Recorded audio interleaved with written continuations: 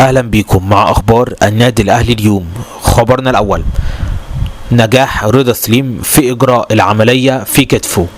اجرى رضا سليم جراحة ناجحة الحمد لله بعد اصابته بكسر في عضلة الترقوة التي لحقت به في لقاء صن داونز في احد مستشفيات القاهرة.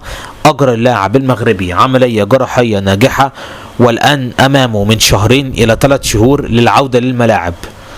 خبرنا الثاني: مصدر من الاهلي يعلنها رحيل الفرنسي أنتوني موديست في شهر يناير القادم، ولكن اكد مصدر من داخل النادي الاهلي على ان هناك قرار من قبل اداره الكوره برحيل المهاجم الفرنسي أنتوني موديست في شهر يناير والتعاقد مع مهاجم اخر بدلا منه، ولكن لن يتم الحديث في هذا الامر من الان. سيتم تاجيل كل شيء للميركاتو الشتوي نظرا لرؤيه النادي الاهلي بان هناك ضغط مباريات قادم، والنادي الاهلي هيكون بحاجه لكل اللاعبين المقيدين في قائمته، عشان كده لن يتم الحديث حاليا في رحيل موديست.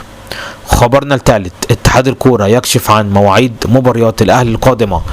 طبعا زي ما احنا عارفين مباراة المقاولين اللي جايه هتكون يوم السبت، بعد كده بقى هيلعب النادي الاهلي ضد سيراميكا كليوباترا في 4 عصرا يوم 8 نوفمبر، بعد كده يلعب الاهلي مع الجونه في 5 مساء يوم 11 نوفمبر. خبرنا الرابع: محمد الشناوي يتحدث لأول مرة بعد ما حدث في لقاء صن داونز. قال الشناوي: أقول لجماهير الأهلي أديتم ما عليكم، وإحنا برضو كلاعيبة أدينا اللي علينا. بالفعل أهدرنا الكثير من الفرص ولكن التوفيق لم يكن معنا.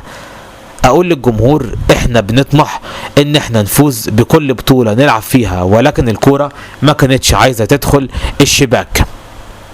خبرنا الخامس: مدرب صن داونز أنهينا مهمة نصف النهائي من لقاء بريتوريا. تحدث مكوينة مدرب صن داونز وأكد على أنه يرى بأن النتيجة اللي حققها صن داونز على النادي الأهلي في بريتوريا، الفوز 1-0، هي دي اللي ساهمت بشكل أكبر في التأهل، ووصلت شعور للنادي الأهلي بأنه من الصعب تخطي عقبة صن داونز.